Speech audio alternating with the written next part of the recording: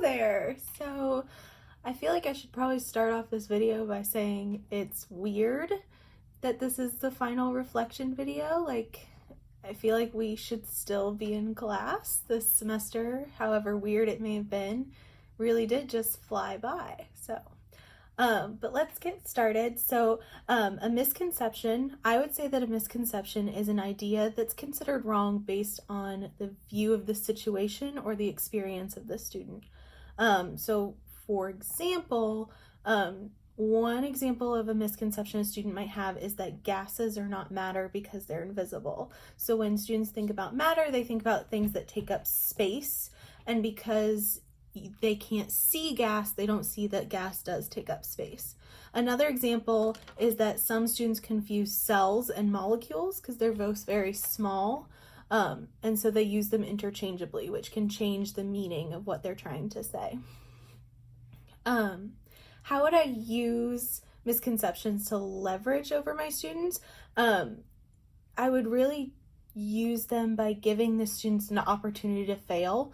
This is something that we've talked about over and over again, but during explore activities, having those students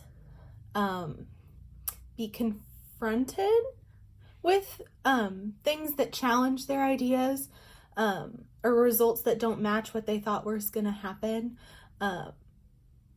or their previous thinking, really lets them see in a hands-on and concrete way and conceptualize those challenges to the ideas that they have. And it lets them construct their own knowledge based on being confronted with those things that don't match what they were thinking. So next up is the progression of standards. And progression of standards is just a way to describe how the standards move along a timeline.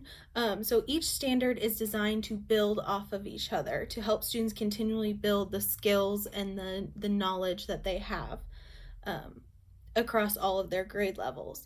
And it's meant to get more detailed as time goes on. So for example, Life Science 1.A, in kindergarten through second grade, it is all organisms have external parts that they use to perform daily functions.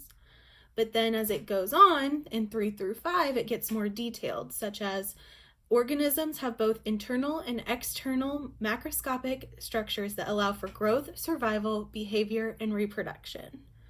Then, as they enter middle school, it gets even more detailed, and it says that all living things are made up of cells. In organisms, cells work together to form tissues and organs that specialize for a particular body of function. So, as the DCI goes along, it gets more and more complex. It's meant to build off of those generalizations to get more specific. If I was a 5th grade teacher teaching Physical Science 1-3, that standard is make observations and measurements to identify materials based on their properties. Before students come to me in the 5th grade, in the 2nd grade, they would learn that different kinds of matter exist, and matter can be described or classified by observable properties. They would also learn that different properties are suited to different purposes, and a variety of objects can build a variety of small objects can build a small set of objects.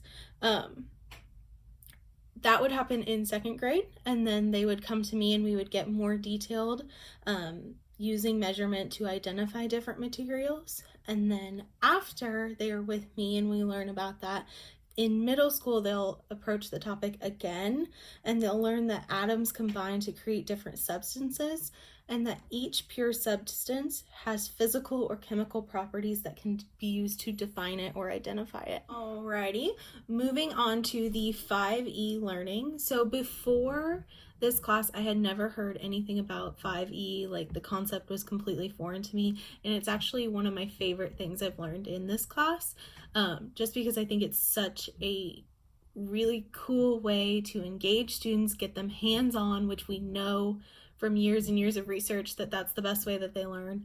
And so I was really excited about the 5E.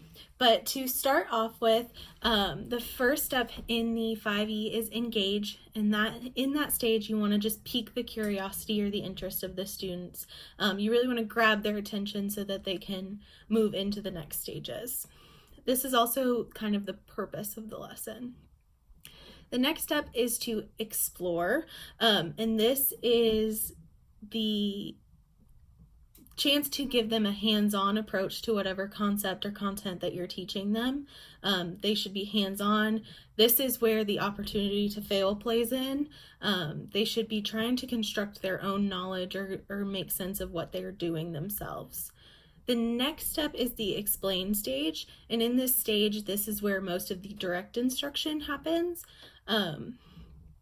Teachers fill in any of the missing gaps that students may have from the explore stage, and they really kind of contextualize it with the student. Now, this doesn't always have to be like a lecture, more like teachers guiding questions at the students to get them to a conclusion that the teacher wants. The next stage is the elaborate stage. This is where students should have the chance to use the information that they just got in a different way. And it makes the most sense to have students do this in a way that's applicable to their lives. So if you're teaching about light in the first grade, make things very familiar to their students so that they can identify that concept once they go out of the classroom. And then the last stage is the evaluate stage, and this is where the assessment of students takes place, whether that be a test or an activity or a exit ticket. This is the chance that teachers get to see what their students learned. Example for each of these stages. For the first stage, engage. One of my favorite ways to engage students or be engaged is to read a book or an excerpt of a book. I remember having teachers that would read like storybooks up until I was like 8th grade-ish, and I never got too old for that. So, and in my head, when I was thinking of these different examples, I was thinking of a book I had recently read. I believe it's Rosie Revere, Engineer. It was one that got brought up in the middle of diverse learners, and I read it and I really, really liked it. And so then I had the thought for Explore, having students take toothpicks and marshmallows and just build structures. And then at the end of it, we would put a weight on the structure and see which students' structures stayed up. The third stage, which is that explain stage, I would ask the students questions about why some of those structures may have stood, why maybe some of them didn't stay, and see what they could come up with for answering why. And then if they didn't, fill them in, of course. But to elaborate, have the students get in a group and design what would be the strongest building. So hopefully they would come to the concept that triangular shapes are stronger than square shapes, and they would build a structure or design a structure that would reflect that. And then finally, I would have my students fill out a KWL charts, just because I really like that it has what they learned, what they want to learn, and questions that they may still have. That allows me as a teacher to see what they're taking in and what I maybe need to touch on with them. Engineering design process. So it consists of 5 stages. The ask stage, which is what is the problem? What have others tried to do with this problem, and what are the constraints to this problem? The next step is imagine. So this is where students brainstorm ideas to solve the problem. The plan stage, where they draw out a diagram and list any materials that they may need. The create stage, which is they follow the plan that they created in the plan stage and they actually create a physical something that reflects their diagram. And then the last stage is the improve stage, which is them asking what they could do to make it better, what worked, what didn't work, those types of questions. The important thing to note with the engineering design process is that it is circular, not linear. So you can join in at any stage and you can go back. It doesn't follow one strict rule. And you can visit any of the stages as many times as possible. The next question is, where does the deep learning occur in the engineering design process? I'm not gonna lie to you, I kind of think that this is a little bit of a trick question because all of the stages work so closely together and they're so blended that it's kind of hard to isolate one particular stage where the most like deep learning can occur. I say this because if you don't ask, which is the first stage, the constraints, then you don't know how to plan or improve. Or how can you create your object if you don't brainstorm those solutions first? So I feel like if you take any one of those things out, you wouldn't have deep learning at all.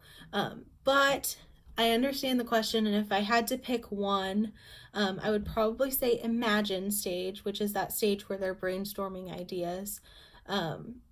Just because I think it gives students more of a chance to think critically about problems and solutions and things like that without the distraction of having a physical object in their hand. They kind of have to put more thought into it than actually like just doing the work to create that project. I also said that it would improve their problem solving skills more when they're doing that constant thought process. So I would definitely say the imagine phase. And finally, the feedback portion of this video. It really means it is the end, isn't it? I just wanted to say before I give my feedback that I am really extremely thankful for everything that you've done to help us students. I know that it is a hard thing to do, to completely just up and move everything online, and I really do appreciate it, as well as just being so understanding of different situations. But moving on, which assignment do I think was most helpful or impactful? I would definitely say just the final unit lesson plan. It gave me hands-on experience working with the 5E, which is something that I plan to continue on in lesson planning and in my school. It gave me hands-on and it just gave me practice, which I think was just incredibly useful for me. Which was not helpful. This question was hard for me to answer because I didn't feel like I had a whole lot of options to choose from, which, I mean, congratulations, but what I mean is, like, with switching on to online, I don't know if there was like less assignments, probably, but I didn't have a whole lot to choose from. So if I had to pick one, I did pick the foldable, and I picked it because I didn't like where it was placed in the class, not because I didn't like the assignment. The only reason I said it is because I had an extremely hard time coming up with something that felt natural to include in the foldable and include in my lesson plan, and that could just be like a Riley problem. I understand. I just feel like it could have been more useful to me maybe as a separate assignment or earlier in the year. But overall, I really did like the assignment. I just didn't like the placement of it, which is nitpicky at best. But again, thank you so much. It's been an awesome semester. I really did miss being in your class, and I hope to see you in Bluemont Hall next year. So have a good one.